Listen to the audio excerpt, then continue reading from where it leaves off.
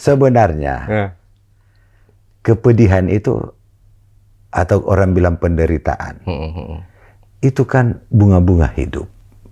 Penderitaan itu bunga hidup? Bunga-bunga hidup. Ya, secantik-cantik satu warna tidak akan nampak jika tidak ada mewarna gelapi. Ada kegelapan, terus ada cahaya, ada benih cahaya, baru diketahui bahwa di sana ada mutiara. Sebuah fase awal, arti kata fase penderitaan, itu guru besar. Malah kalah kampus itu, kalah, betul. kalah. Kampus itu adalah teori.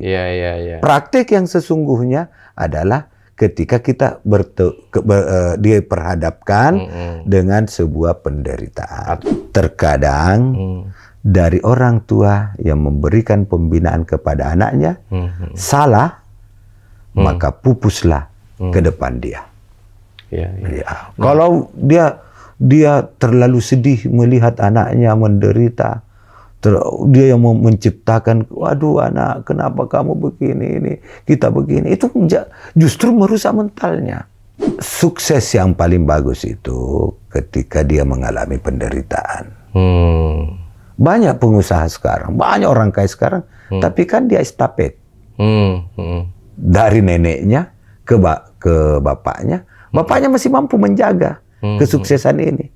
Begitu masuk ke cucu, ini yang berantakan. Gimana sih ceritanya sampai masuk ke panti dulu? Ya, umur 3 tahun, bapak saya meninggal. Terus ibu saya hanya seorang guru pengaji. Guru pengaji kampung, berasal dari dusun yang terpencil. Dusun apa itu? Itu ya dusun Ujung namanya. Ujung. Ujung. Terus Ujung karena dia di penghujung. Sudah dusun yang termiskin. Di dalam dusun itu kami lagi keluarga yang termiskin. Berbagi cerita bermakna di Pundit Pensiun.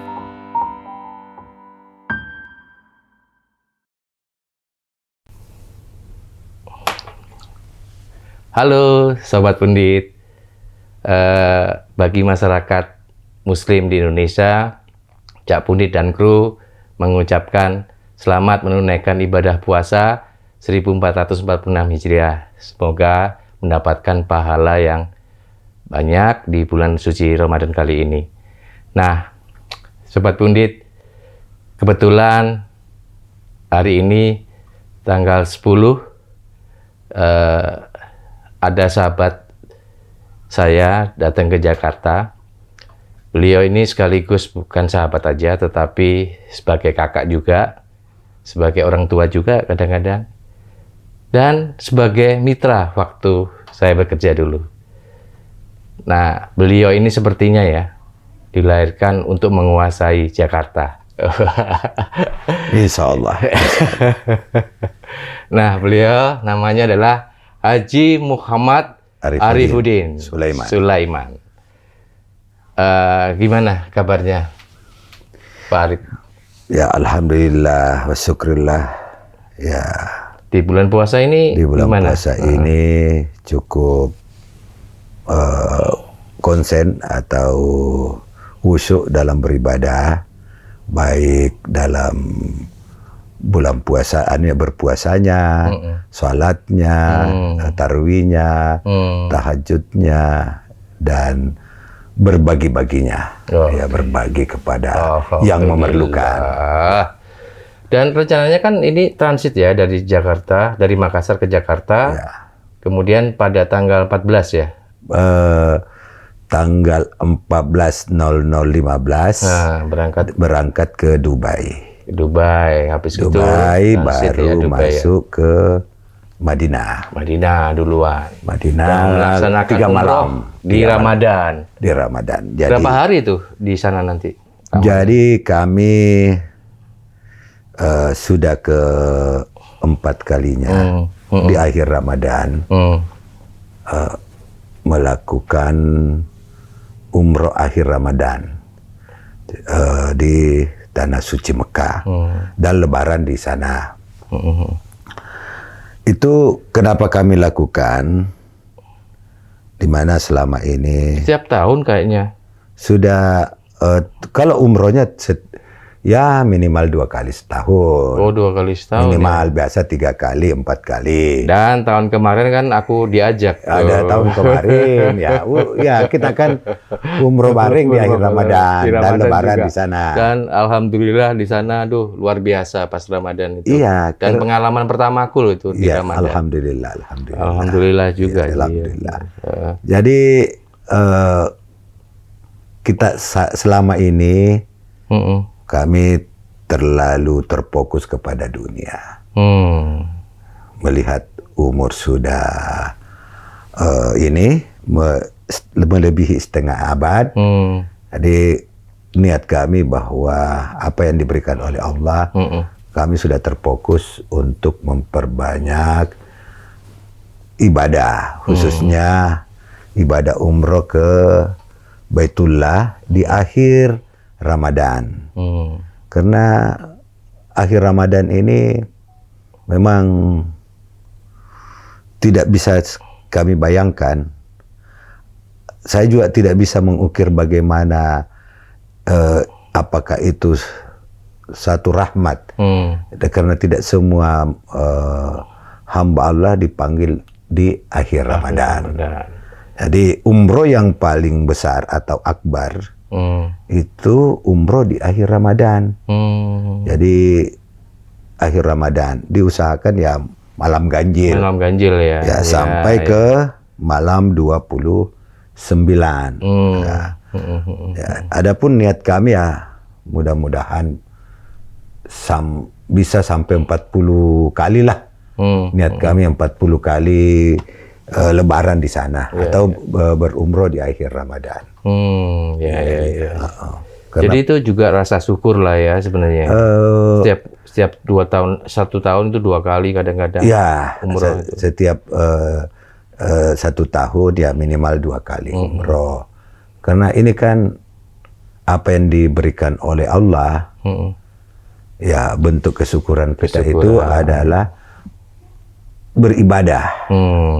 Bukan bahwa hanya bersyukur, beli itu, beli ini, tapi bentuk kesyukuran paling tinggi dengan wusuknya dan melakukan perintah Allah. Kalau itu kita lakukan ya hanya Allah yang tahu lah. Ya, karena amal manusia itu ya, tidak ada yang bisa mengukur atau menimbang kecuali Rabbi, Allah, pencipta kita. Iya, kan semua yang hadir dalam kehidupan kita adalah titipan. Hanya titipan aja. Titipan, ya. Iya. Jadi harta yang dibawa itu ke akhir zaman nanti atau ke liang kubur, ya itu adalah amal. Iya. Ya, amal. Bukan harta, amal. Iya. Begitu. Flashback mengenal Kakanda nih. Ya, sebagai kakanda aku juga, sebagai teman juga. Terima kasih. Tapi sampai saat ini aku nyebutnya Kakanda. Siap, Adinda, siap. Ya, Adinda. Nah, Kakanda flashback di 2005. Aku mengenal Kakanda ini kan punya filosofi hidup yang luar biasa. Siap. Selalu yang aku ingat nih, Kakanda itu menceritakan ke aku nih bahwa ada 3 fase dalam hidup. Betul. Ya. Yang saya ingat ya, Kakanda yang aku ingat itu selalu menyebutkan ada fase penderitaan. Kemudian setelah penderitaan fase pelaku. Dan yang terakhir adalah fase penikmat. Ya. Nah, bisa diceritakan nggak Kakanda fase penderitaan itu? Karena aku tahu bahwa Kakanda ini kan di masa kecilnya hidupnya di panti. Betul. Nah, boleh dong. Boleh. Kalau nggak keberatan nih, keberatan nggak? Tidaklah. Karena cerita itu sudah sebuah garis besar yang ditentukan oleh Allah. Tidak boleh dihindari dan tidak boleh dipungkiri. Kadang-kadang soalnya banyak orang yang malu Kakanda ketika menceritakan masalah hidupnya. Begini. Ya. Gimana Kakanda? Sebenarnya kepedihan itu atau orang bilang penderitaan itu kan bunga-bunga hidup. Penderitaan itu bunga hidup. Bunga-bunga hidup. Ya, secantik-cantik satu warna tidak akan nampak jika tidak ada mewarna gelapi. Ada kegelapan, terus ada cahaya, ada benih cahaya, baru diketahui bahwa di sana ada mutiara. Ya, jadi jangan kegelapan itu membuat juga munculnya tadi ya kecerahan atau warna yang berbeda yang bisa kita lihat dengan. Jadi gitu ya. Mungkin kalau kita bicara dari 3 fase tadi. Mungkin kita akan memakan waktu ya tahunan lah. Tahunan. Iya, ya aku butuh itu cerita itu karena aku pengen sebenarnya aku udah sedikit banyak tahu sedikit cerita-cerita Kakanda itu, tetapi Sobat Pundit pengen tahu detail tentang kehidupan Kakanda. Ya kan, mulai fase penderitaan seperti apa, kemudian fase perilaku pelaku seperti apa, dan fase penikmat sekarang ini seperti apa. Ini bukan satu penghinaan buat saya atau bukan satu kebanggaan buat saya, tapi cerita ini memberikan nuansa atau pencerahan kepada generasi-generasi yang akan datang, generasi milenial. Minimal generasi itu kehidupannya kurang menguntungkan pada zaman mudanya. Mungkin dengan cerita ini dia akan juga semangat untuk menuju ke motivasi fase pelaku dan penikmat. Karena banyak sekarang orang merasa aku ini menderita, aku ini hambar dan penuh cacian, kedengkian, penghinaan, penindasan, apakah dalam bentuk tekanan mental, tekanan kehidupan sehari-hari, atau di lingkungannya yang berbeda. Ada ya zaman sekarang ada yang berkelas, kelas ini, kelas ini, kelas ini. Nah, kalau dia mau menelaah kehidupannya atau mau tertib dalam kehidupannya, minimal dia tahu dulu fase penderitaan, baru fase pelaku. Pelaku arti kata bekerja, dan masuk penikmat. Ya penikmat ya tahulah semua kalau orang udah penikmat apapun udah happy aja, kebahagiaan lah ya. Happy aja. Jadi memang frustrasi itu kepada generasi ke depan karena tidak mampu melihat potensi pada dirinya. Tidak mampu mengenali dirinya, kemampuan dirinya, keinginan dirinya. Ya, padahal sebuah fase awal arti kata fase penderitaan itu guru besar. Malah kalah kampus itu kalah. Betul. Kalah kampus itu adalah teori. Praktek yang sesungguhnya adalah ketika kita diperhadapkan dengan sebuah penderitaan atau bahkan masalah apapun itu, obstacle atau masalah itu menjadi cambuk bagi kita ya kan, untuk bisa lebih bagus lagi prosesnya ke depan. Ya. Jadi fase penderitaan itu tidak juga semua orang berangkat dari itu.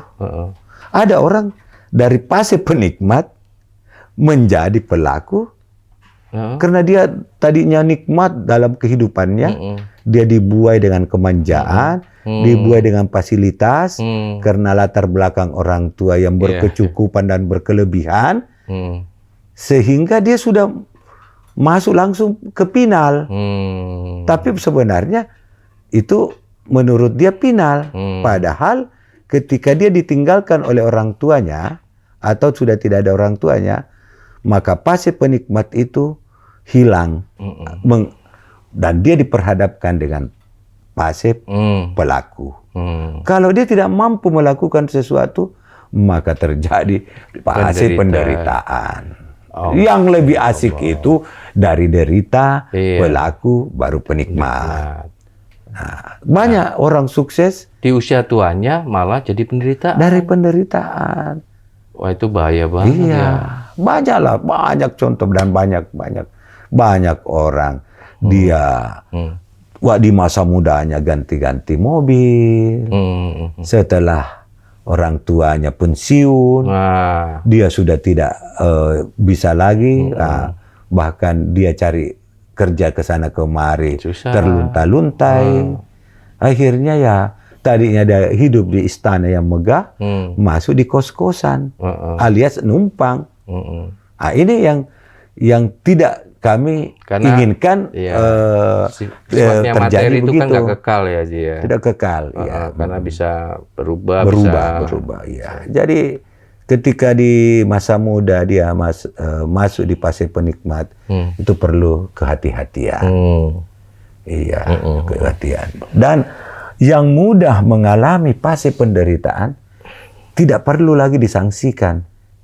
Pasti dia akan berhasil ke depan. Karena itu tempaan mental. Tempaan di situ, tempaan. Ya. Oke. Nah, rumusan fase tadi kan. Fase itu selalu berurutan ya. Artinya berurutan ke atas atau balik ke bawah. Iya. Nggak bisa misalkan pelaku, penikmat, penderitaan kan nggak bisa. Nggak bisa, karena ya urutan ini. Berurutan. Ya. Ini kan kehidupan ini memang diperhadapkan dari 3 fase ini. Diperhadapkan, mau tidak mau, Anda harus lalui. Tidak boleh dihindari. Selama Anda berada di muka bumi ini. Ya. Jadi, langkah-langkah terkadang dari orang tua yang memberikan pembinaan kepada anaknya salah, maka pupuslah ke depan dia. Ya. Kalau dia terlalu sedih melihat anaknya menderita, dia yang menciptakan, waduh anak, kenapa kamu begini, ini kita begini, itu justru merusak mentalnya. Nah, kadang-kadang kan gini orang tua kan. Orang tua itu ketika mengalami proses dari penderitaan, akhirnya jadi penikmat, punya anak. Dia nggak pengen anaknya mengalami penderitaan itu kan. Itu salah. Nah, itu salah. Yang salah menurut. Salah. Justru indah kalau dia dibuang pada tempat yang positif. Contoh kan ada sekarang dipisahkan orang tuanya, dibawa masuk ke pesantren. Itu bagus. Karena di pesantren dia akan mengalami itu kan. Iya, bangun subuh, bangun ini. Tanpa mengenal kasih sayang dari orang tua. Tadinya masih mau bermanja dengan orang tua. Tiba-tiba dikasih sekat oleh kehidupan pesantren. Membuat dia tahu arti bahwa kita punya kewajiban. Salat subuh, harus bangun, salat. Dan lain-lain lah. Pokoknya pesantren itu hampir dikatakan bukan hanya penempaan agama. Itu adalah penempaan mental, terus disiplin ya. Ya kan orang harus bangun on time pagi, subuh gitu, sebelum subuh bahkan ya. Iya. Sementara kalau di rumah dididik, wah, paling dia bermanja. Nah, rata-rata kebanyakan orang tua ini seperti aku berarti salah juga, Haji. Iya, salah. Karena apa? Aku kan balas dendam nih, dulunya kan penderitaan ya, pengen lihat teman-temanku punya mobil, aku cuman sepedaan gitu kan. Akhirnya begitu aku fase penikmat lah ya, bisa aku katakan penikmat. Waktu itu ya udah aku pengen mobil kayak gitu dulu. 2 pintu aku belikan anakku. Itu salah, memanjakan kan itu. Salah.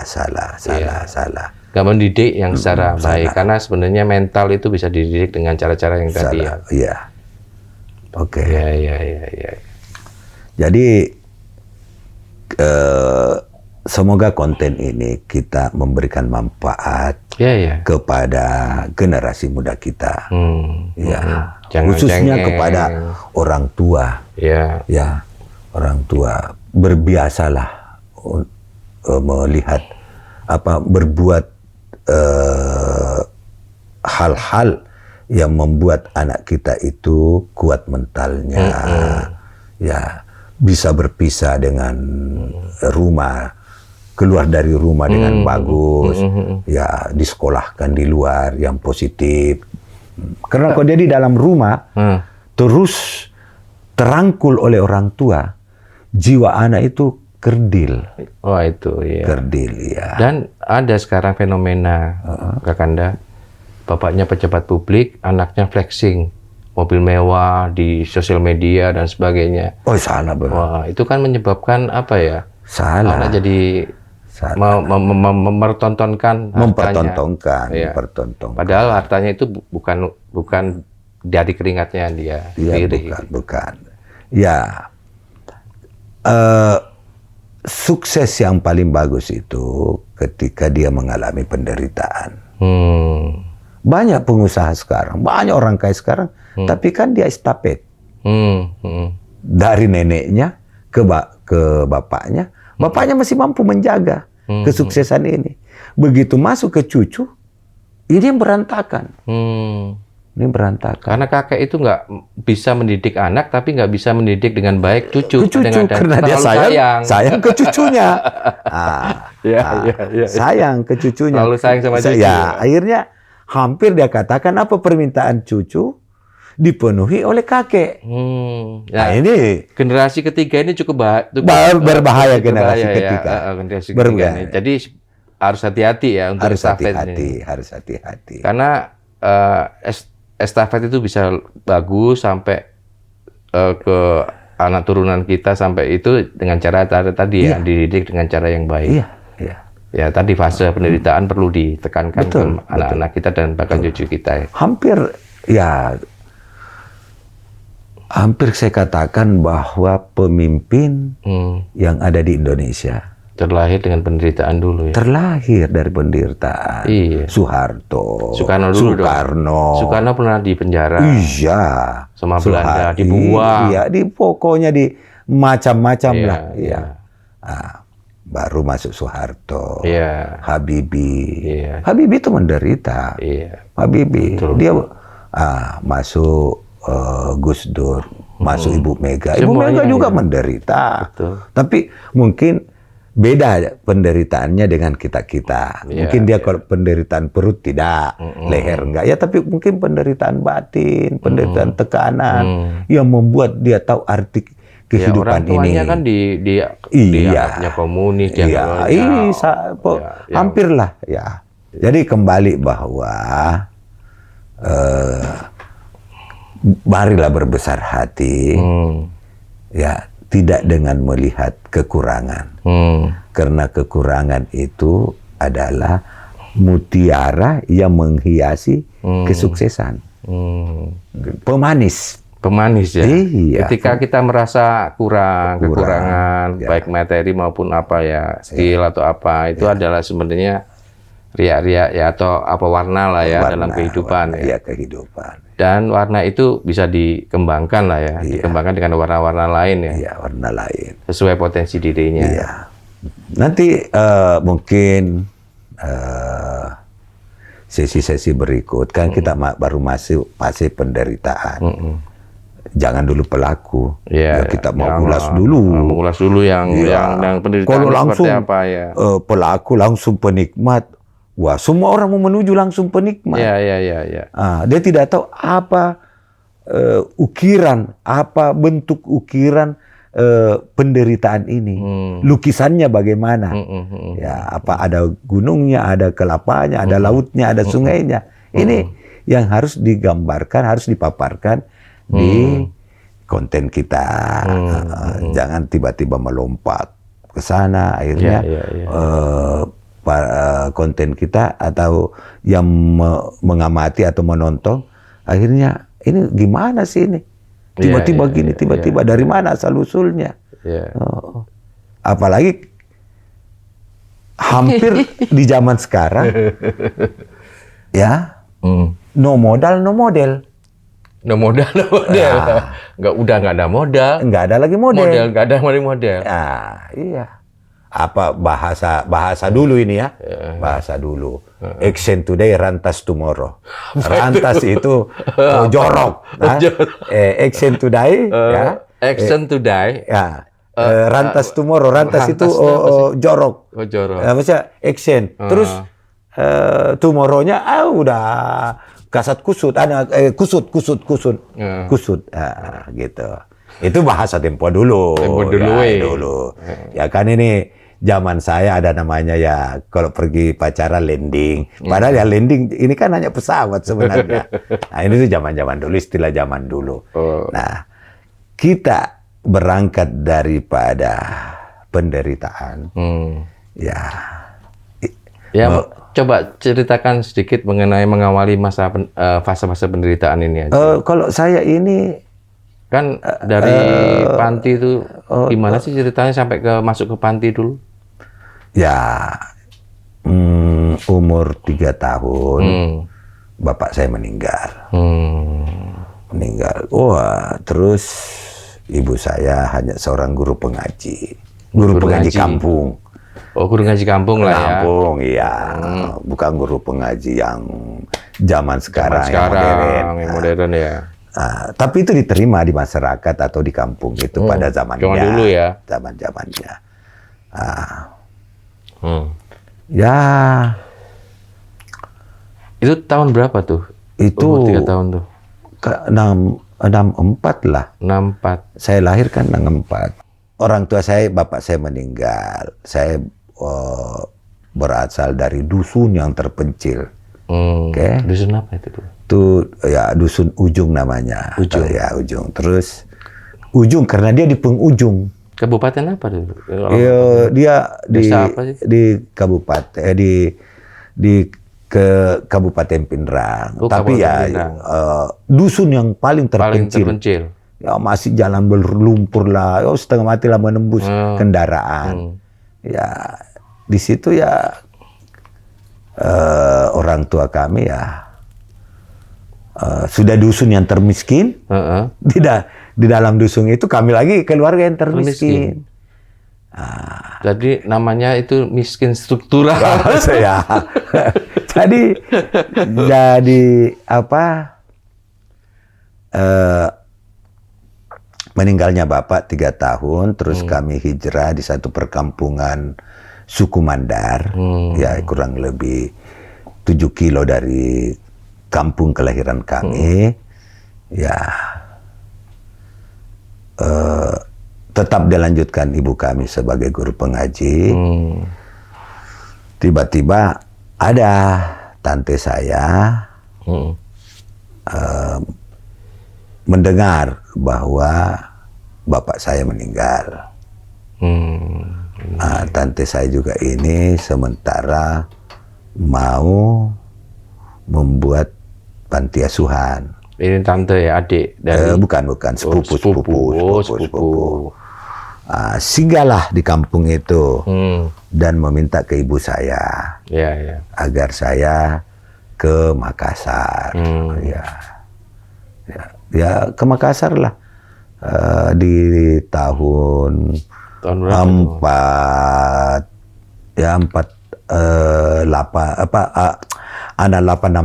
lah. Iya itu ya di sanalah kami dibesarkan di panti asuhan. Terus di rumah tante tadi ya, tante sepupu. Tadi tante ini rumahnya langsung dia jadikan panti asuhan. Jadi banyak kemanakannya yang memang yatim dikumpul di situ, baru dijadikan yayasan, ya panti asuhan. Ya disekolahkanlah kami TK, taman kanak-kanak, SD, ya. Ada perasaan minder atau apa? Ya minder. Pastilah. Kenapa? Ya setiap kita keluar dari panti ya, apakah itu tetangga atau sepanjang dari panti ke sekolah atau di sekolah juga mendapat ejekan. Di perjalanan pulang atau pergi sekolah juga mendapat ejekan. Bahwa itu anak yatim, itu tani. Ya, pada saat itu disebut anak yatim, terasa kerdil lah jiwa ini. Ya, apalagi ya dari segi berpakaian sudah beda.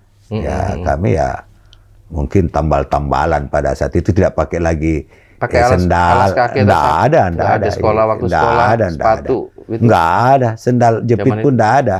Oh ya? Iya, jadi telanjang kaki aja. itulah yang membedakan. Ya, mereka membawa jajan atau kue dari rumahnya ke sekolah atau uang dan belanja di sekolah, sementara kami tidak. Nah, sangat banyaklah perbedaan, apalagi pada zaman itu masih ya Indonesia masih, kita juga masih makan bulgur lah. Di panti asuhan itu makan bulgur. Ya, jadi dari dusun yang tadi, ya kan itu kan antara rentang kemiskinan tadi semuanya miskin kan, tapi lebih miskin lagi. Lebih miskin lagi. Tapi begitu hijrah ke Makassar dipertontonkan orang yang sudah mampu kan? Mampu. Ya, jadi gapnya semakin jauh kita. Wah, itu. Iya. Jadi tiada hari tanpa kesedihan. Tiada hari tanpa penghinaan. Tak ada waktu untuk kebahagiaan. Ya. Nah, untuk mengatasi hari-hari yang penuh dengan hinaan. Ya, oke. Itu Jadi seperti apa tuh? Kelas 3 itu, Untuk kelas 3 SD itu, saya beranikan diri pulang sekolah jual es. Ambil di kegiatan lah, jadi menghilangkan tetangga. rasa. Bukan, karena saya juga ingin berbelanja kalau mau pergi di sekolah. Oh, pengen jajan juga. Ya mau pergi jajan juga. Ya udah, ambillah, menjuallah untuk menjual es lah yang biasa dibawa. Ya zaman dulu ada namanya termos es. Termos ada es lilin itu ya. Ya ada ini, ada apa istilahnya itu ya, lonceng-loncengnya, bunyi-bunyinya. Ya. Itu dibawa ke sekolah. Enggak, sepulang sekolah keliling sampai habis. Jalan. Ya. Oh gitu. Terkadang ada namanya jalan kote, lumpia Ya, itu kadang juga itu dibawa. Jalan kote itu pastel kalau ya, yang ada cabenya kan. Ya. Sausnya ya, itu dijual juga. Ya, itulah sebuah keyakinan diri. Keinginan lah ya. Keinginan. Untuk jajan tadi. Untuk hanya jajan. Sederhana sih. Keinginan jajan dengan cara-cara yang halal. Halal. Ya, kelas 5 jual koran lah. Kelas 5 juga jual koran? Jual koran atau majalah. Karena udah mau meningkatkan lah kan. Udah ada keberanian kan? Ya udah keberanian. Ya. Tapi karena kehinaan ya akhirnya saya selesai SD ya berkecamuk lah hati. Aku pengen tahu sih ketika jualan koran. Iya. Ketika umur berapa tadi? 5. Kelas 5 SD. Kelas 5 SD sudah bisa baca dong. Apa? Udah bisa baca dong. Iya. Sekarang ketika jualan koran, tema koran apa yang sering dibaca? Kan kebanyakan dulu yang agak-agak sadis-sadis tuh, Haji. Tidaklah dulu. Ada perampokan. Enggak ada di koran. Enggak. Atau ada apa gitu enggak? Enggak lah. Hanya cerita-cerita. Apa yang disukai di koran sambil jualan sambil baca? Hampir aku tidak membaca di koran. Oh, enggak baca malah. Enggak baca, hanya judulnya doang. Headline-nya yang gede ya, itu. Yang aku sebut. Apa tuh? Contohnya sekarang yang dikenang sekarang. Ini terjadi penerimaan hadiah dari Soeharto. Wah, kan itu kan dulu Soeharto. Iya. Yang dapat super semar. Nah, itu. Itu yang dibaca. Pedoman rakyat. Oke. Kan kartunya korannya dulu Pedoman Rakyat namanya. Ada juga pembeli karena ibah. Dia tahu bahwa saya dari panti asuhan. Ada langganan khusus. Kau bawa sini koran. Saya nggak tahu dia baca atau tidak baca. Yang penting dia udah ambil, dia kasih duit, ya kembali ya udah. Ada juga memang pembaca setia. Ya. Ada juga dia mengambil koran itu hanya mau memberikan saya keuntungan, gitu prosesnya. Ya, karena banyak kehidupan panti juga pada saat itu masih belum maksimal diberikan uang saku lah, uang ini jajan, ya. Nanti setelah ada namanya Yayasan Darmais, itu di pemiliknya Pak Soeharto, ya. Itulah yang memberikan ke panti asuhan sumbangan per bulan, bantuan per bulan. Ya bahasa dulu sumbangan. Iya ada. Ya. Masih berjalan ya Darmais itu sekarang? Kayaknya sudah enggak ya. Sudah. Jadi mandiri ya kalau misalkan panti sekarang untuk mencari pendanaan ya. Hampir ada juga yang disantuni Pemda. Ada Pemda, ada ya. Tapi hampir saya lihat karena sudah kita kan di Indonesia ini umat Islam sangat peduli dengan masjid, panti asuhan, pesantren ya. Jadi hampir dikatakan panti asuhan itu sudah makmur lah ketimbang dulu. Cuman dulu ya, susah banget ya. Susah banget. Iya. Saya ada pengalaman ketika jualan koran, jualan es lilin itu ada preman yang ini atau apa. Dulu kan zamannya juga nggak keamanan. Iya, kacau juga. Cuma kan karena banyak yang mengenal saya bahwa dari panti, ya nurani bekerja. Kasihanlah, jangan ya. Jadi orang-orang preman-preman itu juga enggak. Saya terkadang kalau sudah habis koran, biasa ada panggil, ya membersihkan rumahnya, atau pindah rumah mau dibersihkan dulu, saya bersihkan, ya diberilah upah, ya terus ada juga orang mau dicuci bajunya, ya, dulu nggak ada mesin cuci, ya udah saya cucikan, ya yang penting waktu adalah uang, ya. Ya, habis kita tertekan. Di mana ya no model no modal. Ya kalau model nggak ada, kan? Modal juga nggak ada, ya udahlah cari aja lah modal. Jadi hampir saya 9 tahun di panti itu betul-betul bekerja untuk bagaimana mengimbangi batin ini, jangan saya tersisi di sekolah nanti. Tersisi arti kata temanku belanja, ya aku juga belanja. Iya. Berarti sampai SMP dong ya? Enggak, saya sampai SD kelas 6. Oh, SD kelas 6 ya? Saya keluar. Oh, keluar berarti berontak lah, jiwa itu berontak. Oh. Iya, saya jangan terkecilkan terus. Tapi nggak di masa-masa penderitaan itu,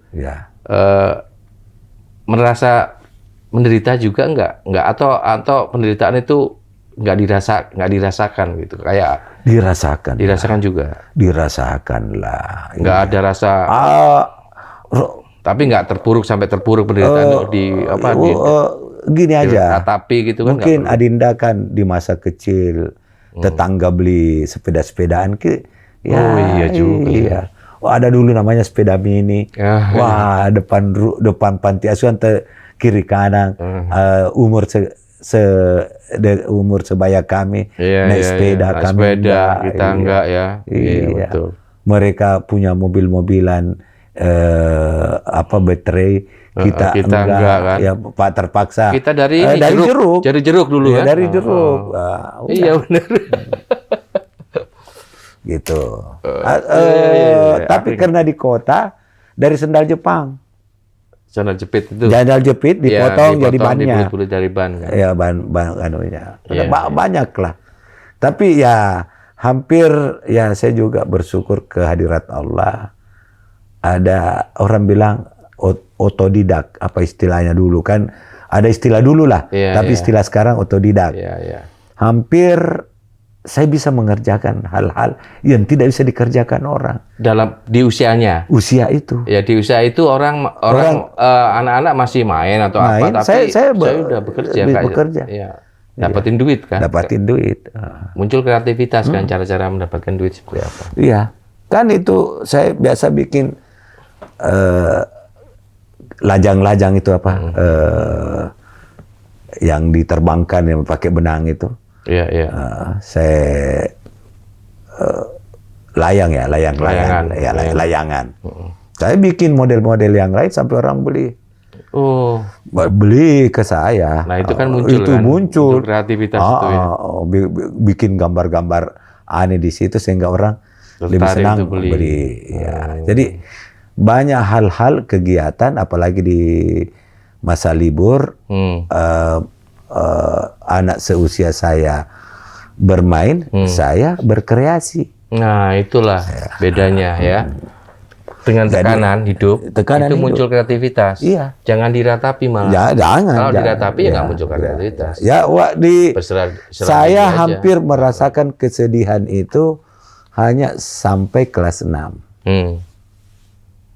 Arti kata selama di panti. Karena kami juga punya aturan di panti. Tidak boleh ini, tidak boleh ini. Jadi kami juga terbatasi waktu untuk mencari duit.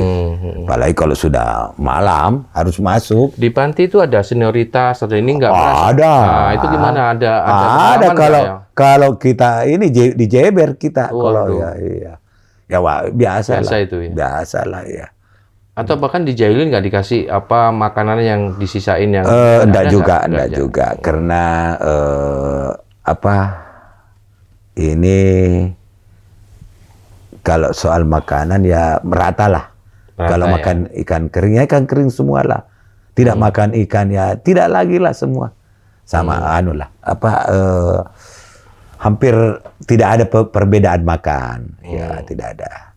Ya.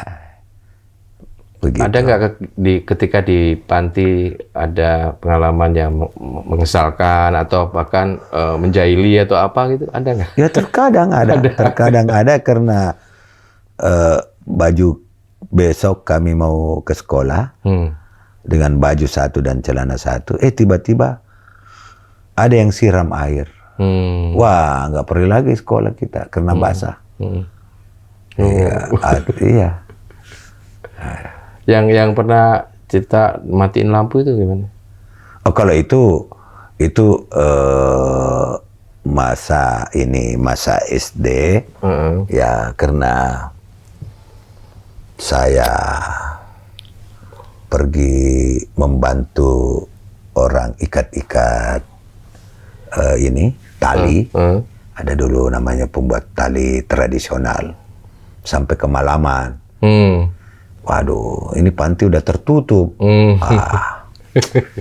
Gimana caranya? Ada jam-jam waktu ya kan? Nggak Udah jam 10 udah dikunci. dikunci ya? Ya, udah dikunci pintu. Sementara ada namanya dulu film Rintinting. Oh iya, anjing itu kan? Ya, ada namanya James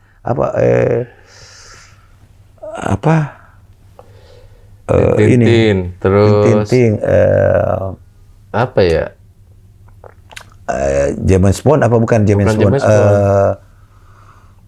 Adalah film-film tengah malam. Tengah detektif itu Ya, kan. tengah malam yang koboi lah. Cowboy ini cowboy itu apa ya? Lupa Iya. kayak.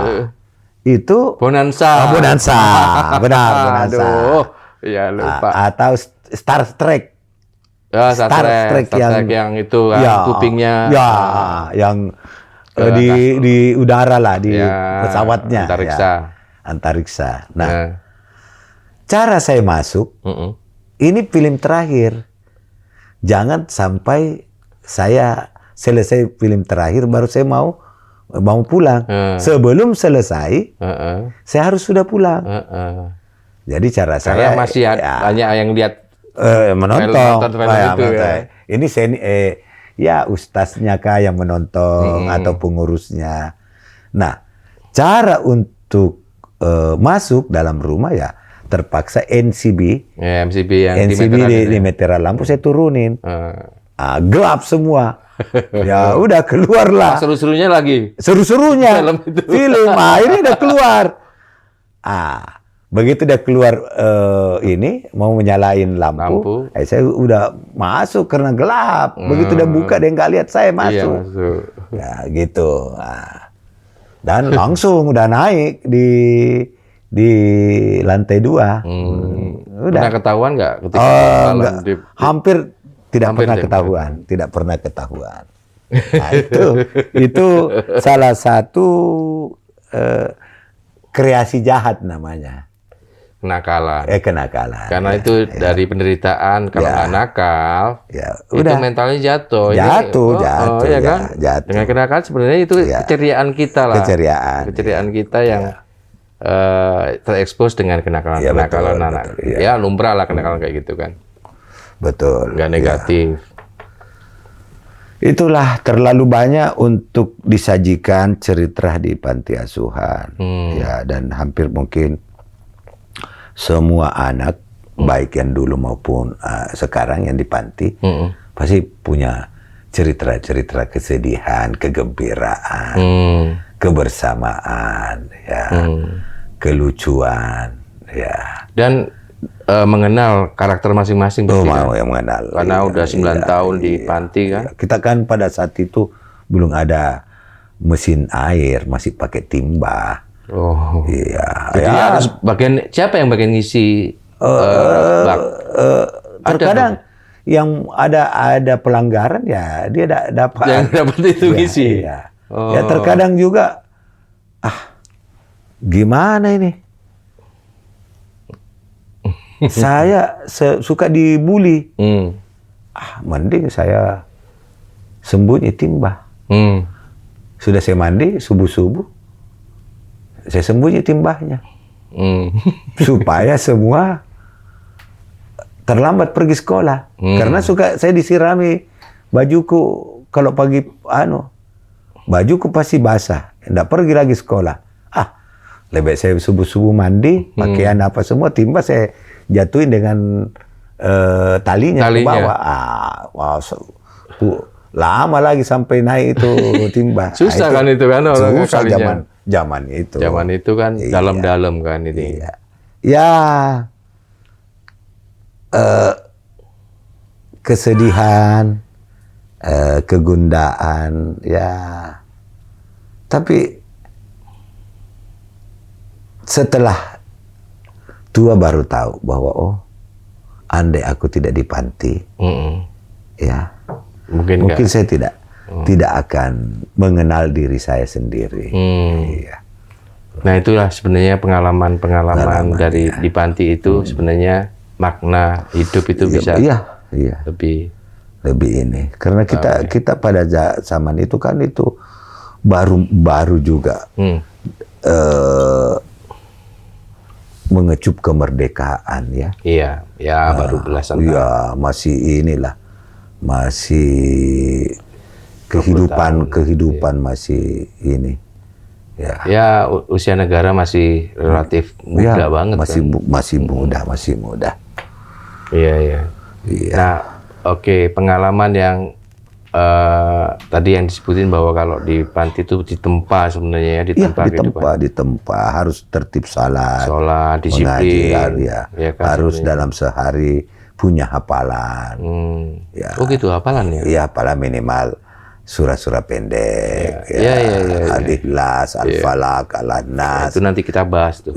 Karena aku kenal Kakanda ini kan punya doa-doa yang luar biasa menurut aku ya. Insyaallah. Yang sebenarnya mendapatkan sepertiga dunia, harta dunia, sepertiga kekayaan dunia ini misalkan dengan doa apa? Dengan doa apa Dan menjalani hidup itu dengan doa-doa itu mengiringi dengan kita mendapatkan jalan yang lurus. Lurus. Nah itu nanti kita bahas di sesi berikutnya jauh lantar. Karena di fase penderitaan ini kita belajar dulu kan tentang doa-doa dulu. sempat juga jadi tukang jahit sepatu. Pernah. Kenapa? Terlalu langka pada saat itu orang tukang jahit sepatu. Maka saya buka di depan panti. Kalau saya nggak salah, kelas 5, kelas 6. Kelas 6 lah. Ya, awal kelas 6 itu saya buka penjahitan sepatu. Ya, yang masih pakai ini. Yang itu, tarik itu kan? Tarik ya. Wah, lumayan juga itu dapatnya. Sekali perbaikan itu berapa dulu? Ya, Berapa rupiah? lumayan lah. Lumayan buat jajan 2 hari lah. Yang lucunya, saya yang bikin itu, jadi depan situ, ya orderan itu banyak. Nah, akhirnya saya ajak semua teman panti, ayo, saya buatkan kau juga alatnya dari kayu, terus kasih dari apa namanya, trali pelek sepeda Najipin ya. kan? Ya udah bikin. Ya, akhirnya ya rame-rame kita menjahit sepatu karena banyak orang kasih singgah bahwa di sana ada dan terkadang lebih mahal dibayar dibandingkan beli sepatu baru. Enggak. Si pemilik sepatu tadi atau Memberikan lebih ya? Lebih. Memberikan karena lebih. ada tertulis di depan situ panti asuhan. Oh, Ini anak panti ya. Anak panti. Nggak usah balikannya, nggak usah. Nggak usah ambil aja. Itu teknik marketing juga Iya, kau itu. iya. Udah dari kecil, udah tahu. Ya udah, begitu saya tahu di dapur bahwa kurang ini lauk, ya udah ini ke pasar aja bawa ini. Beli baru makan bersama. Kadang kan kita dulu enggak, kalau cuci baju nggak pakai sabun, mandi pun nggak pakai sabun. Oh ya, pakai air aja air aja gosok ini. Udah karena ada hasil, ya beli sabun. Ya, gitu. Ya, kan enggak selamanya panti itu pada saat itu sempurna makanan.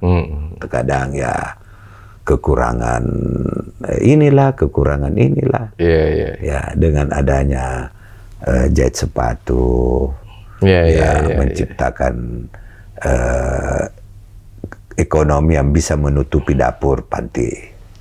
Iya, apa namanya? Jadi menurut Kakanda bahwa pengalaman hidup itu lebih penting dibandingkan AHYU, karena gizi nggak dapat kan waktu itu.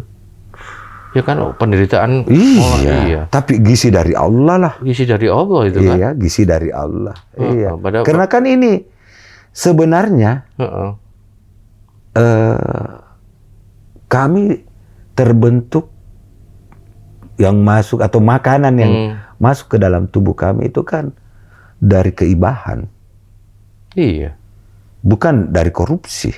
Iya, betul. Bukan dari minta-minta. Betul. Keibahan orang memasukkan makanan ke panti. Jadi alangkah buruknya mental saya yang darah keibahan masuk, kenapa saya nggak iba kepada orang? Iya. Ini kan datang orang menyumbang atau memberikan bantuan ini, bantuan itu kan karena dia ibah melihat anak panti. Keibahannya melihat anak panti ya berarti darah yang mengalir dalam tubuh ini adalah darah keibahan. Iya. Ya buktinya kan nggak pernah diukur AHYU-nya berapa, nggak pernah, ya kan? Iya. Tapi dengan cara tempaan hidup penderitaan ternyata sukses juga sekarang jadi penikmat, ya kan? Alhamdulillah. Nah sekarang ini zaman sekarang seolah-olah semuanya diukur dengan AHYU. Iya. Iya kan? Masuk kerja ya. Tes ya. AHYU-nya berapa? Iya. Padahal itu kan nggak penting. Yang penting kan akhlak kan. Akhlak. Makanya AHYU tinggi tapi kalau akhlaknya nggak bagus, korupsi. Iya. Akhlak kan yang dinilai sebenarnya dalam pekerjaan, kejujuran. Iya. Jadi integritas itu penting, ya kan. Zaman dulu kan integritasnya kan yang bagus kan. Nggak peduli itu AHYU berapa. Iya. Kan ada bilang, saya dibesarkan oleh keringat orang tuaku, oke? Tapi kalau saya dibesarkan oleh keibahan. Bedanya itu ya. Nah, itu bedanya. Jadi saya biasa koreksi diri. Kenapa sih kok sedikit-sedikit saya iba ke orang? Oh, terlalu banyak saya makan keibahan. Nah, itulah yang membuat saya banyak iba kepada orang. Iya dong, pasti. Iya, karena coba kalau saya makan hasil dari sebuah kejahatan, maka saya akan jahat. Itu otomatis ya. Maka saya akan jahat. Iya. Kalau kita makan dari hasil kejahatan yang tidak halal, maka cara berpikir anak-anak kita juga tidak halal. Tidak halal. Iya, tidak halal. Nah, berangkat bahwa saya makan dari keibahan. Iya. Berarti terbungkus dengan kehalalan. Iya. Kan keikhlasan yang dia berikan. Iya. Iya. Didasari oleh keibahan. Muncullah keikhlasan. Ya. Memberikan bantuan ke panti. Jadi hampir saya katakan, khususnya kepada anak panti, kau jangan takut. Kau jangan ragu akan masa depanmu. Karena kamu terbentuk bukan dari makanan yang haram. Kamu terbentuk dari makanan yang halal. Atas keikhlasan orang memberikan. Iya. Kan banyak anak-anak terkadang memusingkan kepala. Di mana orang tua tidak mengoreksi diri. Yang saya berikan ke anak saya ini apa? Halal atau haram? Kenapa anak saya banyak terlibat persoalan haram? Iya, dasarnya kamu memberikan makanan yang haram.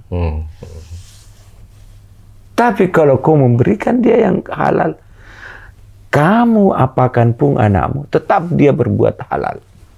Karena awal dari masuknya makanan ke dalam tubuhnya, mengalir darah ke otaknya, ke batinnya, semua sendi-sendi dalam tubuhnya halal. Iya. Walau kau tempatkan di tempat yang haram, dia tetap berfungsi sebagai halal. Begitu. Ya.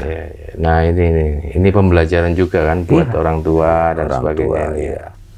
Iya, orang tua. Jadi janganlah takut jika ada anak yang terbentuk di panti atau di pesantren, ya, atau dititipkan kepada guru-guru ulama gitu kan. Nggak usah ragu. Itu halal itu. Hampir semua orang yang sukses, ya, dia tidak hidup diawali di kota. Hampir semua yang sukses ya. Ya. Sukses dari kacamata yang misalkan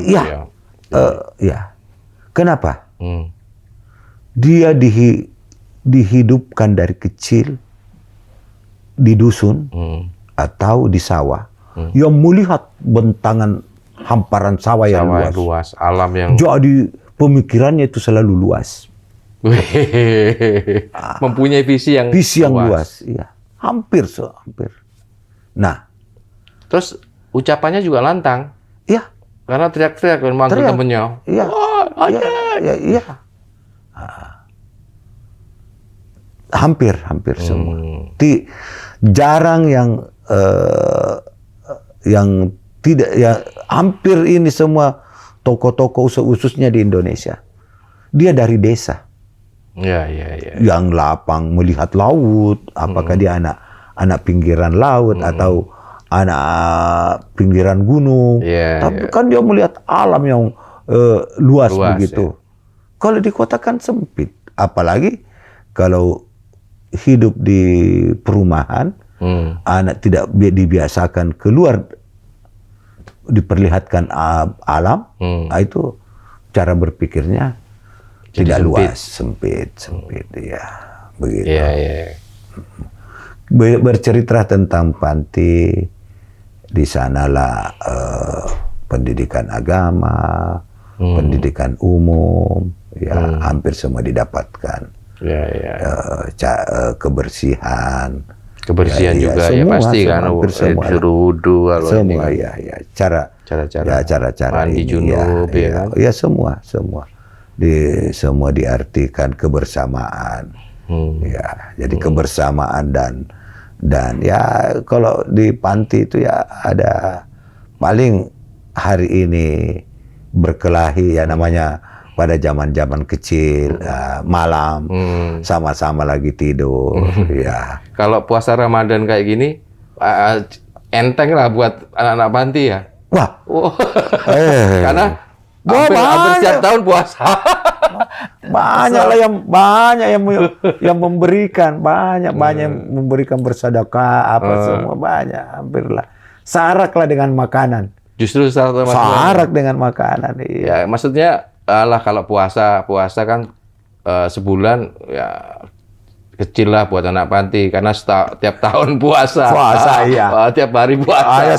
Soal kita kan diajarkan di sana Senin Kamis harus puasa. Oh, Senin Kamis harus puasa. Iya, di luar dari bulan puasa. Nah, Justru di bulan puasa itu kita kebanjiran duit malah. Iya, ada datang karena ya orang pengen mendapatkan karena dia pahala, mengatakan ya Sodako. memberikan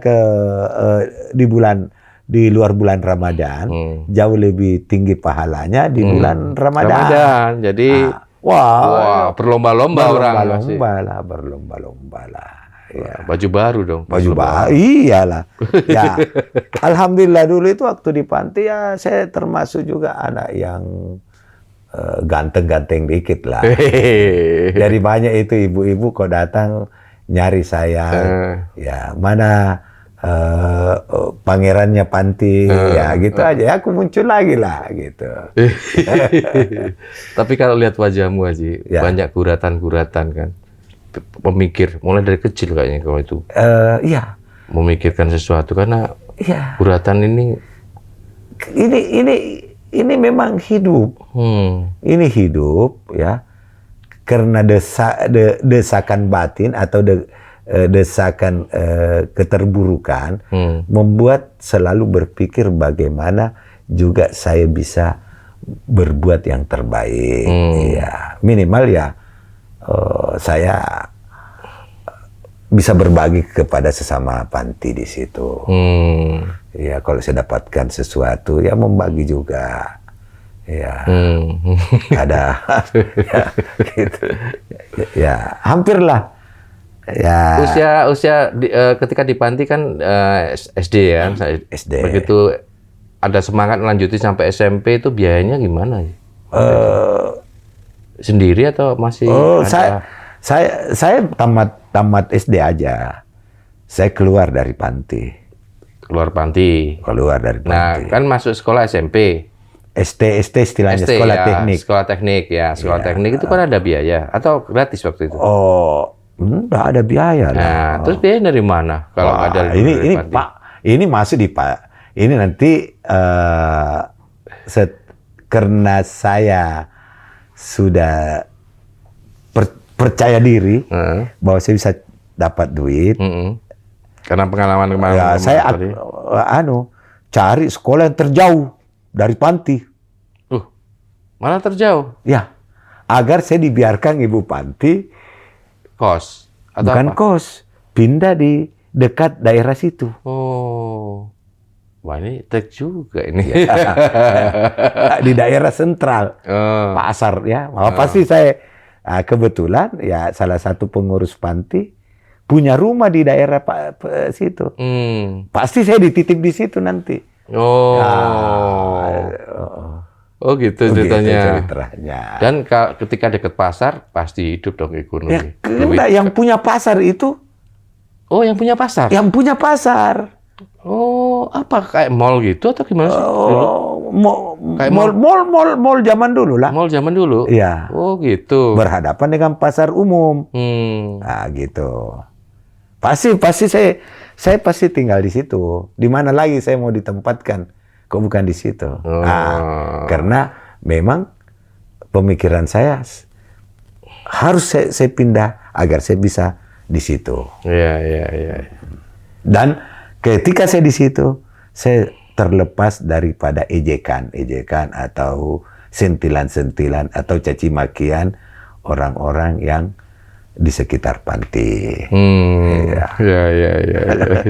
Gitu ceritanya. Nah, nanti kau yang menginap di rumah yang punya mall tadi, mall yang zaman dulu, itu kan sekarang jadi ada yang tahu lah, pejabat yang kemitraan lah sama kau, Puang, bukan? Oh dia tahu, iya kan? Tahu kan? Tahu. Karena bersaudara sama Puang. Iya kan? dia tahu. Nah, nanti kita konfirmasi ya. Kita podcast bareng berdua, ya kan? Kita ngobrol-ngobrol bertiga lah ya. Boleh. Itu tapi sebenarnya di panti ini juga belum tuntas. Malam ini belum tuntas. Banyak hal-hal di panti yang dimana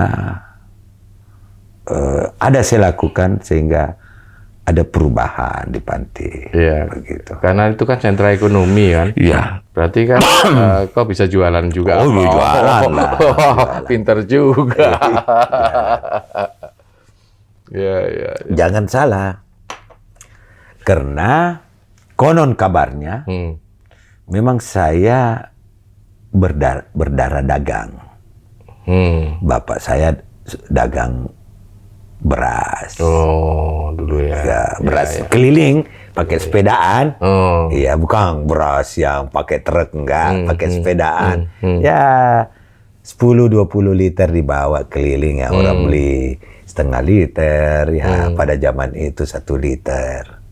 Ya, jadi ada darah dagang lah. Ya, kalau bahasa modernnya ya bisnis kan. Ya. Zaman dulu itu kan ya beli beras 20 liter, baru di keliling kampung, dari kampung ke kampung ya bisa laku kan, setengah liter, 1/4 liter. Ya, karena dulu kan beras kalau sudah ada 1 liter sudah bisa bertahan 4 hari 5 hari, karena dicampur dengan pisang mentah, diiris-iris pisang mentahnya dicampur dengan beras. Ya, atau dari jagung. Oh, kalau jagung tahu aku, tapi kalau pisang nggak? Pisang dipotong-potong kecil, hampir kecil-kecil lah ya, sejagung-jagung lah misalkan. Ya, sebesar jagung itu dimasak dengan nasi. Oh, enak juga itu. Baru tahu aku ada campur pisang. Pisang, ubi, bisa juga ubi jalar, dicampurin, diiris-iris gitu kecil, terus jagung, 3 campurannya jagung, beras, pisang. Mana yang ada pada saat itu. Iya. Jadi bapak saya kadang juga karena ada sungai samping rumah, dia nangkap ikan, ya pergi menjala lah, baru dia mancing atau apa. Terus ya itu juga dia jual. Jadi memang terlahir dari darah pedagang lah. Iya. Pedagang kecil-kecilan. Ya. Ada ketika masa-masa SMP itu ada yang lucu. Banyak lucu-lucu banyak. Begitu ceritanya. Udah ada SMP udah suka sama cewek nggak? Ya, suka dalam hati. Kenapa? Kok bisa kayak gitu? Oh janganlah, kita ini model oke lah pada saat itu. Modal no, nggak apa-apa kan? Pede aja. Kenapa? Ya, pede tapi tertolak. Pernah dong merasa kecewa ditolak? Ya, lumrah lah. Karena yang terkadang juga saya selera tinggi pada saat itu. Nembaknya yang cantik dan ningrat. Oh, aduh. Iya. Bahaya.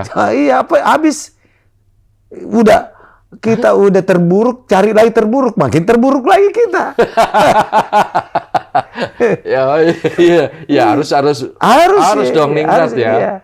Tapi dari kalangan sudra. Ya. karangan miskin. Miskin Harus cari mah, yang cari yang kaya. kaya dong ya. Iya. Itu prinsip waktu itu ya. Enggak, memang dalam agama juga begitu. Oh, di dalam agama dianjurkan. Iya. Oh, memang ada suratnya. Enggak, carilah wanita yang kaya, yang cantik, yang beragama. Oh. Iya. Sama seperti Rasulullah dong. Gitu.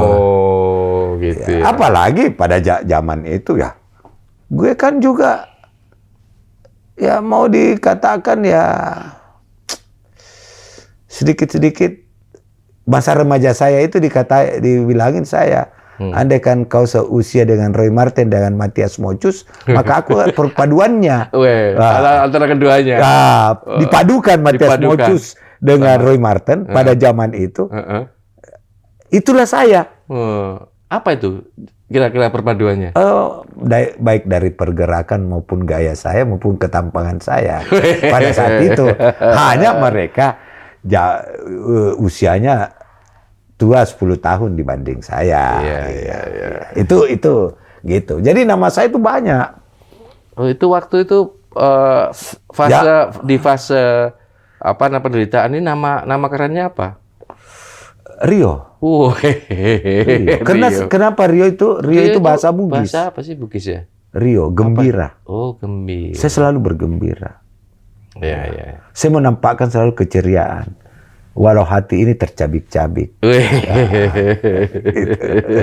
Pada tercabik-cabik tetapi tetap ceria. menghadapi hidup. Ceria, iya. Jadi hampir dikatakan saya ini pembawa kegembiraan dalam kedukaan orang. Kemudian dalam kedukaan orang. Kalau orang lagi berduka atau sedih lagi lah, sedih bukan apa duka, semua ya. Aku dipanggil untuk penghibur di rumahnya. Ini panti masih banyak lah yang kita harus cerita. Ya, panti itu adalah surganya bagi orang-orang yang ingin mendapatkan kemuliaan ke depan. Ya. Panti itu surga. Nah, Panti asuhan itu surga. Tren keberhasilan anak-anak panti yang ini rata-rata berhasil kan menurut? Berhasil. Ada jaksa. Jadi apa aja itu Ada teman-teman yang panti? polisi, ada jaksa, ada polisi, ada tentara. Ada bahkan bupati. Bupati ada? Ada. Jadi saudara saya itu, wah, hanya saya aja yang ya dikatakan ya pengusaha ya. Jadi saudara-saudara panti semuanya orang-orang yang jadi Orangnya karena bagaimana tidak ini? Ini persoalan halalnya tadi berangkat dari halal. Dan semua cerdas. Pintar semua. Lebih kecerdik ya? Iya. Ya, cerdik, iya. karena pengalaman. Pengalaman, kan? iya. Pengalaman hidup. Jadi panti dengan bahasa kacamata ini dipandang dari luarnya. Ya mungkin ada bilang kurang baik atau kurang beruntung. Padahal sebenarnya orang yang ada dalam panti itu adalah orang-orang yang didatangi rezeki. Nah itu dia. Bukan menjemput rezeki, rezeki yang datang. Rezeki yang datang iya, karena panti itu. sudah teruji. Kita di panti aja tidur-tidur mengaji, datang orang bawakan kita rezeki. Nah itu dia, benar juga.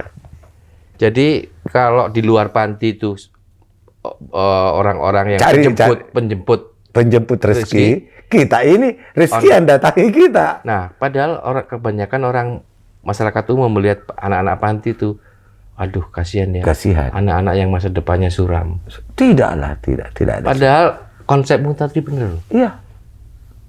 Nanti kita cerita. Rezeki yang mendatangi. Nanti kita cerita. Itu sampai bagaimana seorang pejabat memungkiri atau dia pungkiri bahwa tidak mungkin seorang Rio dari panti. Nanti kita cerita. Banyaklah cerita tentang panti itu. Panti asuhan ya. Jadi mungkin hanya karena kita terpisahkan dengan kasih sayang langsung dari orang tua. Tapi kasih sayang dari Allah. Allah, kasih sayang dari Ibu Panti itu sangat kita rasakan.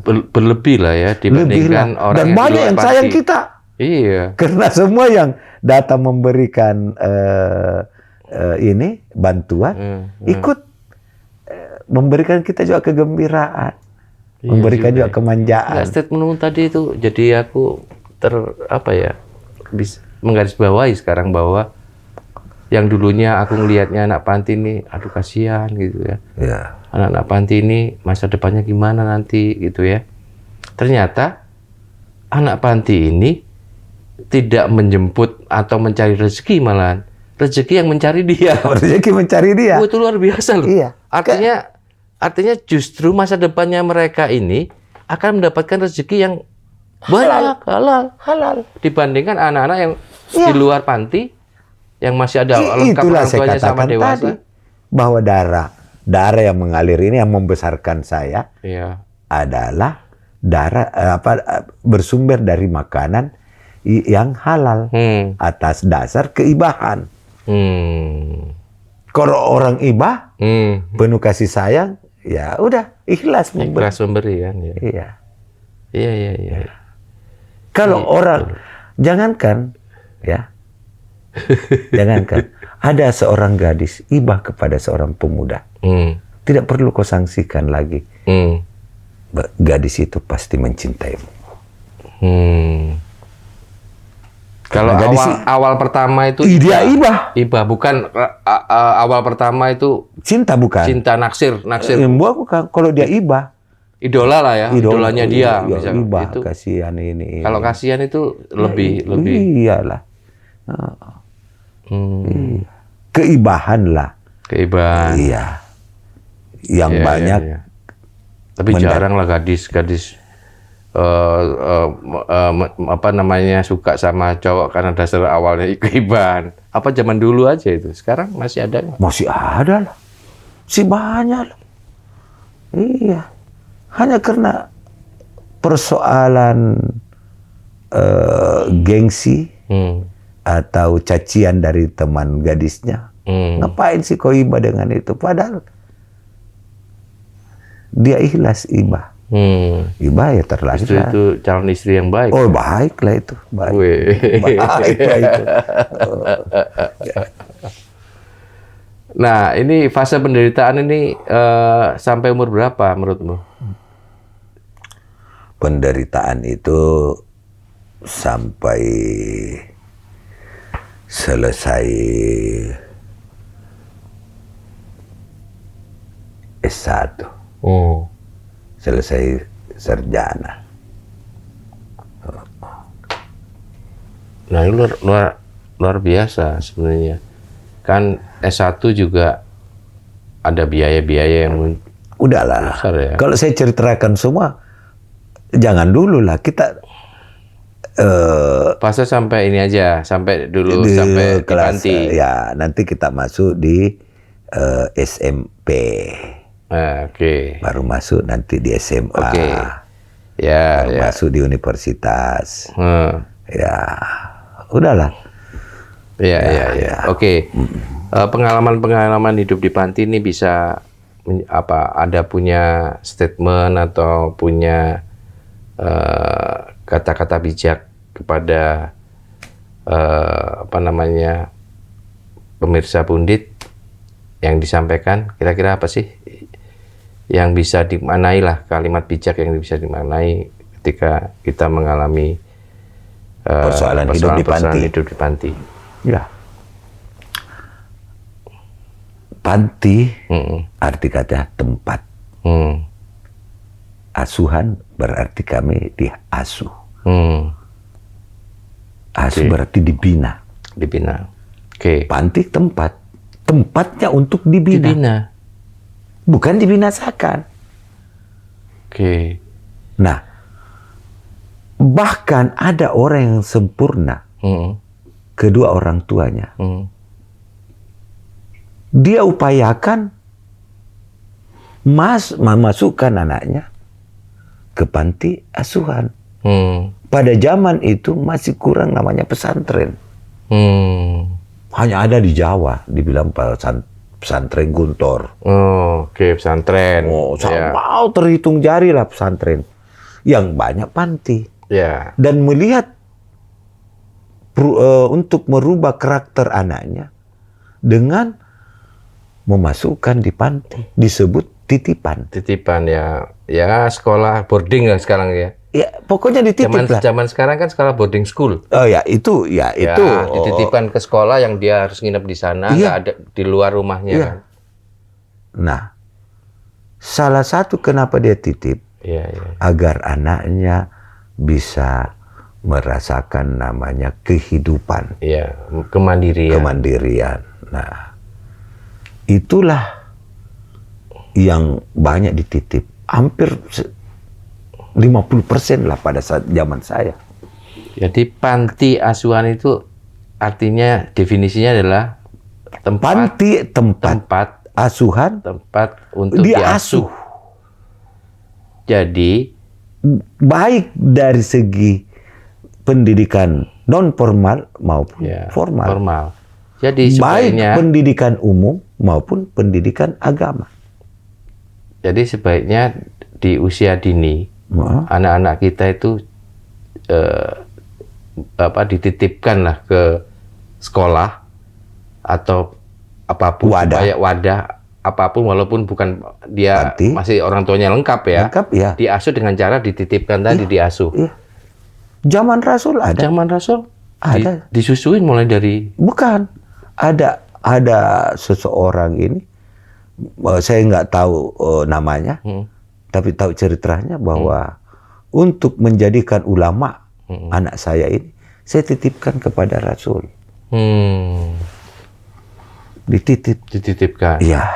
Nah, namanya panti, dititipkan ya, tempat penitipan untuk diasuh. Diasuh. Ini filosofi yang cukup bagus untuk mendidik anak sebenarnya. Iya. Ya.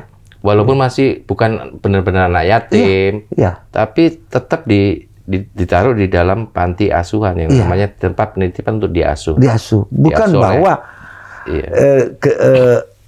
tidak adanya orang tuanya. Kan yatim berarti tidak ada bapak. Piatu. Yatim piatu Iya, orang tua. tidak ada dua-dua. Iya. Ada mungkin karena dia yatim mental sehingga dia dititip. Iya. Banyak orang kaya titip anaknya di situ. Justru itu mendidik lebih bagus kan sebenarnya. Ya, bagus. Bagus. Di usia dini itu, di usia-usia ya SMP itu udah dititipin. Bahkan ada cucu raja dititip di situ. Iya. Karena dengan cara-cara seperti itu lebih apa ya,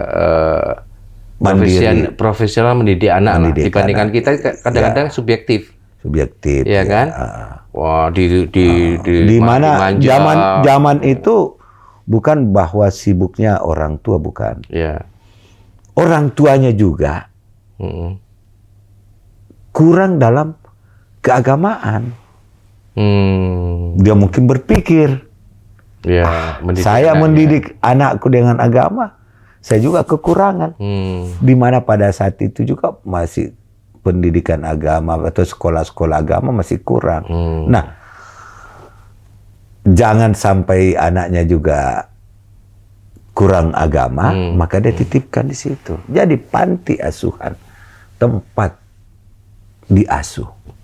Itu konsep hidup bagus. Di luar negeri udah kayak gitu. Anak umur 17 Ya, itu harus keluar dari rumah untuk sekolah. sekolah Di ya. sekolah jauh. Jauh. Gitu. SMA di mana, boarding. Boarding, ya. Jadi kemandirian, mendidik mandiri. Sementara pada saat itu kan tidak memungut panti asuhan biaya. Ya. Sukarela aja sang orang tuanya. Itu yang nggak punya orang tua, tapi orang yang punya lengkap orang tua dan mampu sebaiknya seperti itu. Karena panti asuhan itu cukup bagus mendidik anak. Mendidik anak. Untuk mentalnya dan sebagainya. Itu ya. Iya. Begitu. Nah, itu bagus juga sih sebenarnya. Makanya di luar negeri itu anak umur 17 itu udah diharapin udah keluar rumah, sekolah di jangan pulang ke rumah tapi di boarding gitu. Iya. Supaya menciptakan mandiri. Karena di panti kan diberikan semua tugas. tugasnya ini membersihkan, Iya, hari ini tugasnya ini ngepel, hari ini tugasnya ngisi bak atau menimbak Iya, iya. penuh Iya, iya. bak, ya, ini tugasnya memasak ini hari ini. Jadi ada namanya jadwal memasak. Ya, yang masih SD diajar memasak. Ya, jadi ketika hidup di panti itu sebenarnya pembelajaran adalah menciptakan kemandirian. Kemandirian. Ya, yang senior mandikan yang kecil, junior, ya, Ya, gitu. Itu ya inspirasinya ketika apa namanya hidup di Panti. Ya. Jadi panti asuhan itu bukan semerta-merta bahwa tidak ada orang tuanya. Justru ada yang lengkap, ada yang kaya, ada anak ningrat dikasih masuk di situ. Itu untuk zaman dulu, merubah ya, untuk merubah karakternya anak yang manja dan sebagainya. ya. Kalau sekarang ini karena sudah banyak pesantren, Masuk ke pesantren. betul-betul yang yatim ya masukkan di panti asuhan, begitu. Ya. Nah, itu luar biasa sih sebenarnya. Terus apa lagi yang dan bisa? di panti itu kan didatangkan juga guru-guru keterampilan. Oh ya? Iya. Keterampilan apa dulu waktu di panti? Ya, contoh ya menjahit. Oh. Ya, pada zaman itu menjahit, membuat kursi. Ya, orang yang datang juga mengajar, sukarela juga. Tidak dibayar oleh Tidak panti. dibayar panti ya? Ya, dia juga mendedikasikan keilmuannya untuk dapat pahala. Dia dapat pahala. Ya, ada yang sudah selesai sarjana agama, belum ada penempatannya, belum ada terangkat, ya dia di situ mempraktekkan pengetahuannya yang didapatkan di bangku kuliah. Ya. Oke, ini kesimpulan nih. Kesimpulan menjadi apa pembelajaran hidup di panti. Ya. Jadi ketika jadi anak yatim dan hidup di panti itu jangan minder. Jangan minder. Jangan minder karena Jangan satu minder. rezeki Yang datang kepadamu. dan Kedua apa? ya. Satu kan rezeki datang kepadamu. Ya. Dan Sedangkan Anda yang di panti beribu-ribu orang mendoakan. Kenapa setiap orang yang datang, ya Minta Allah, Kak sehatkan kasih yang ini anak yatim ini, berikan dia rezeki. Banyak yang doakan. Iya, banyak yang mendoakan. Banyak yang mendoakan. Ketiga, Ya. banyak orang mencari pahala perantara anak Panti. Iya. Gitu. Jangan berkecil hati. Jangan. Justru berbangga.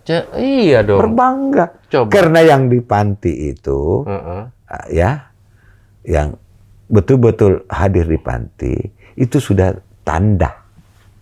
Itu isyarat bahwa Anda adalah manusia pilihan untuk sukses ke depan. Nah, kembali. Kalau Anda di panti, ya,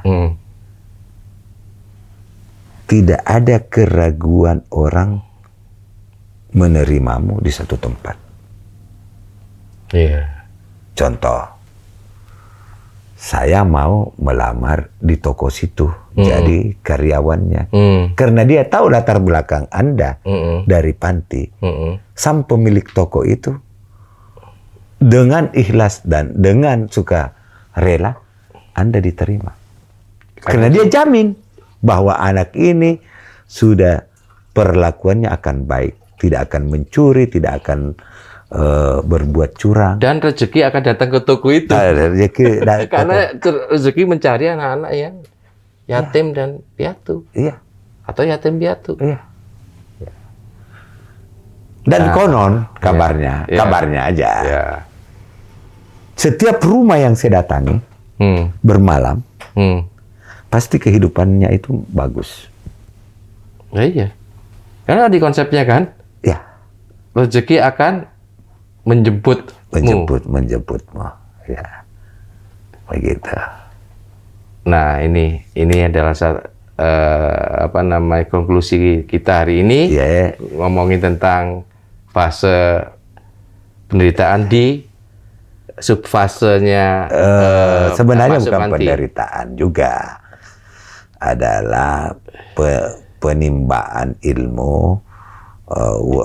Pada saat itu ya oke lah disebut penderitaan, Ya, fase penderitaan kan. karena kehidupan di luar panti atau di rumah yang berkecukupan, beda lah takaran makanannya, Ya. beda lah pakaiannya, beda lah menu sandan dan pangannya pasti beda lah. Gitu. Ya. Nah, ini Sobat Pundit, hari ini pembahasan kita benar-benar luar biasa, mendapatkan ilmu bahwa anak-anak di luar sana yang yatim maupun piatu, bahkan yatim piatu, jangan berkecil hati. Jangan berkecil hati. Karena tadi udah diceritakan bahwa Anda itu adalah orang-orang yang spesial sebenarnya. Spesial. Ya kan? Iya. Orang-orang spesial yang nantinya akan menjadi seorang pemimpin bangsa. Bangsa, iya. Karena banyak doa di situ. Banyak doa. Banyak rezeki yang akan datang menjemputmu. Iya. Dan Anda, satu lagi. Ya. Anak panti itu ya syarat dengan ilmu doa. Dan anak panti syarat dengan ilmu doa. Dengan ilmu doa. Iya. Demikian sahabat Pundit, semoga pembicaraan kita tentang fase yang diceritakan oleh kakanda saya Pak Haji Muhammad Arifudin. Iya. Arifudin, dan gelarnya sebenarnya nggak usah, jangan. Doktor, sudah doktor ya. Luar biasa sekali. Mudah-mudahan ini bisa menginspirasi kepada Sobat Pundit semua. Salam Sobat Pundit, dan jangan lupa subscribe, like, and share ke teman-teman. Wassalamualaikum warahmatullahi wabarakatuh. Amin. Berbagi cerita bermakna di Pundit Pensiun.